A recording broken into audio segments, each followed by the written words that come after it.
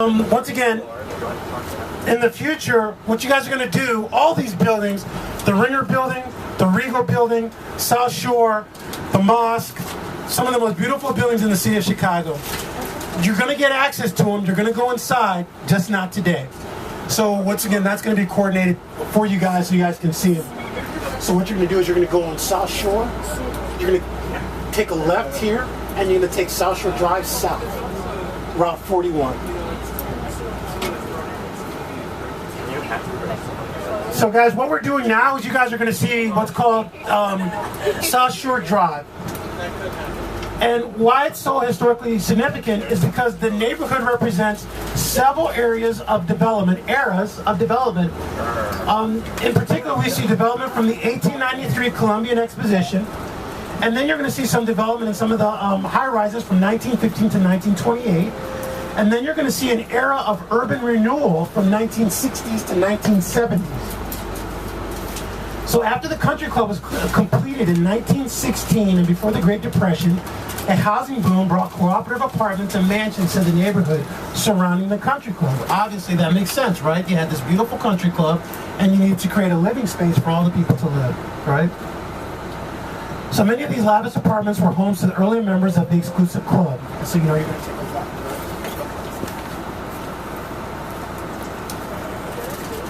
And so one of the first buildings that we're going to talk about, or that you're going to see, is going to be the Windsor Beach South Shore Apartments. And then Mary's going to talk to you a little bit about that once we approach it.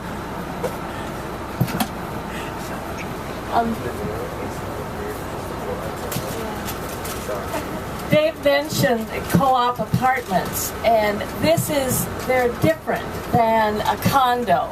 The co-op apartments, the individual owns his own space, but he owns shares in the corporation that is the building. And this was a way that well-to-do people made sure that they knew who was moving in next door to them. These were very wealthy people who moved into South Shore in the 1920s. And they were also, for the most part, crazy about golf. There was the 9-hole golf course here, and then a little further up the street, we won't pass it, but there was a golf course called the Windsor Park Golf Course, and that was an 18-hole golf course. So the building that I live in was designed by an architect named Robert DeGolyer. And Robert DeGolyer designed apartment buildings along the Gold Coast, and many of them are still existing and are still occupied. But the very interesting thing about this development was the man who provided the money for developing my building and these other buildings on the Gold Coast. They were raised on what is called a Ponzi scheme. You know what a Ponzi scheme is? Have you ever heard of Bernie Madoff? Well, that means you borrow money from the people that you worked with previously, and then you promise them a return. But actually, there's no real base for this financial transaction. They're just paying off the last people off the new people. And finally, it caught up with William J. Bannerman. But we like to say that he had greater integrity as far as the design of his buildings. Oh, I just wanted to remind everybody, before we leave, just so you guys know, to the left are the horse stables for the City of Chicago's Police Department for their horses. They have about maybe 15 horses inside that little building to the left. And just so you guys know, there is a 9-hole golf course here. And it's also one of the first established First Tee program for youth that is utilized here at this facility in the South Shore Cultural Center. Okay. Okay, so anyhow, we're coming up on several of beautiful co-op apartments, and some of these apartments were actually furnished. So the people. Keep going straight. Yeah. So the people lived here only part of the year. They'd live here during the summertime, and then they'd go back to their homes on Prairie Avenue or wherever they lived. The building here to our right, some beautiful terracotta work on this. This was an apartment hotel, and that was a place where you could live in a furnished apartment. Some more nice terracotta work here. But coming up here on the left is an urban renewal building. Looks very different than the Art Deco buildings that we've been passing. And the building that I live in is this brown brick building. It's on your left. So everybody take a look at your left. And this building, as I mentioned in our first talk, this is on the National Register of Historic Places. Everybody see the building? This high-rise to the left? And we do have a private beach. What was Mr. English's favorite building? We're coming up to it in a few minutes. Okay, but this is Lake Terrace. Okay.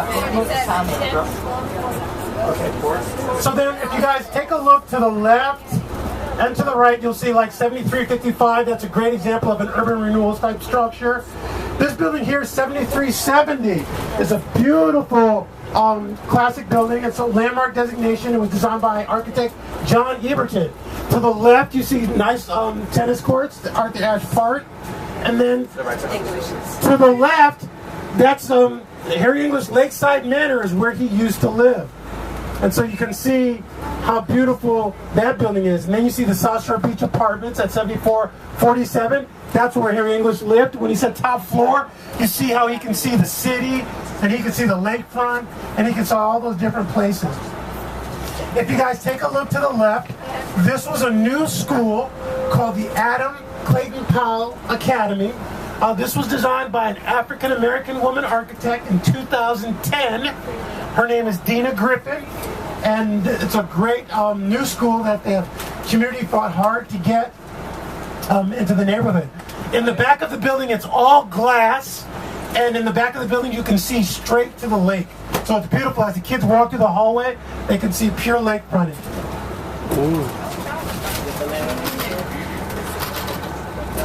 Laying down, do more research. So yeah, just keep going straight. Okay, so then as you guys can see to the left, that's the parking for the Adam Clayton J. Powell School. And then you're going to see various different buildings of different periods to your left and to your right.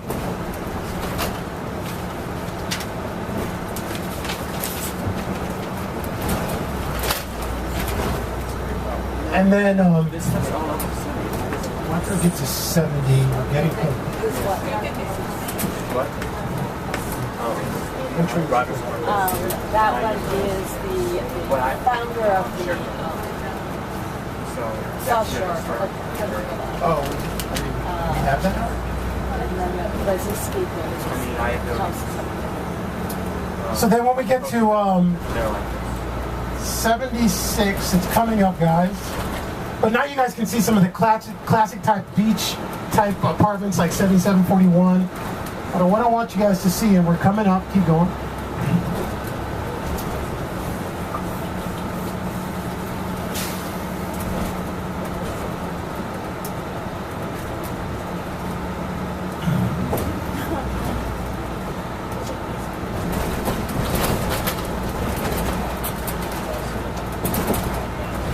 Slowly, now, keep going.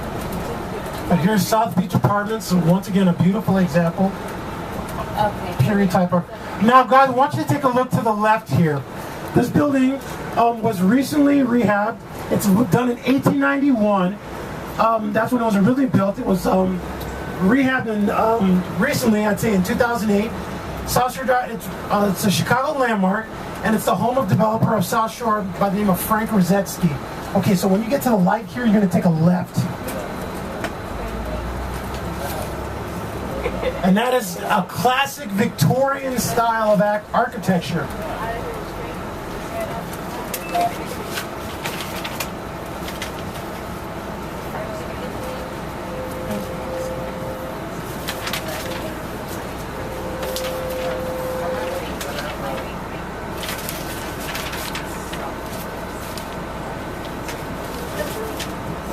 Okay guys, so there's two things that I want you guys to take a look at.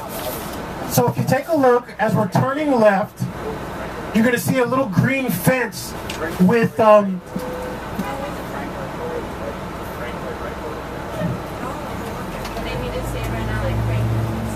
okay, so then if you look straight, guys, that's going to be part of what's called the USX site. Now, USX was the old steel mill that used to be here. Now it's going to get redeveloped into what's called the USX. This new South Shore community, which is going to have over 15,000 residents, over 1 million square feet of new retail. And interestingly enough, the Dave Matthews Band just had a concert here on Saturday and Sunday, just down the lakefront there. You're going to keep going, and then you're going to go on the turnabout, and you're just going to go back, turn back the way we can. There's a turnabout right here for you.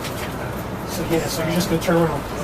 So then, guys, if you look to the left, you can barely see it, but you also have the Rainbow Beach Park. Rainbow Beach has a really beautiful new field house. You can't see it. That's the water treatment plant. We can't actually go to the beach because we have to take this turnaround. But it's a really beautiful new field house designed by David Woodhouse Architects as part of that Rainbow Beach Park. That's down that way. And now what we're doing, once again, the USX site, which is called Chicago Lakeside, just so you guys know, it's going to have $450 million of new public infrastructure, 125 acres of public land and parks, new bike paths, over 13,000 homes, a new high school, and a 1,500 slip marina, which will be the largest in the city of Chicago. So you're going to keep going straight here. And the site plan was designed by a architecture firm that I used to work for by the name of Skidmore, Owings & Merrill, who did that in conjunction with Sasaki and Associates, and the Tunovich architect did the retail component. The whole build-out of that vacant land that you saw will take about 25 to 45 years to complete. Say it again, 25 to 45 years? 25 to 45 years to complete. It is considered the largest redevelopment in the United States of America. Okay, so keep on going. I hope someone got that on camera. And then you are going to take